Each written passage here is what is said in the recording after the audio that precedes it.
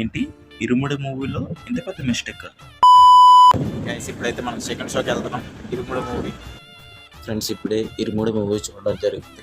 చాలా అంటే చాలా బాగుంది.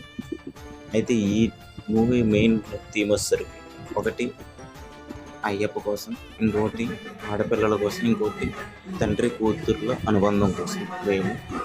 అయితే దీంట్లో నేను కొన్ని మిస్టేక్స్ అనేది నోటీస్ చేయడం జరిగింది. మూవీ ప్రకారంగా అయితే ఓవరాల్ చాలా బాగుంది ఫ్రెండ్స్. మల్లెపూల పలక సాంగ్ అయితే థియేటర్ మొత్తం పాడారు ఫ్రెండ్స్. ఆల్మోస్ట్ ఒక్కొక్కరు ఫుల్గా ఎంజాయ్ చేశారు ఈ సాంగ్ని.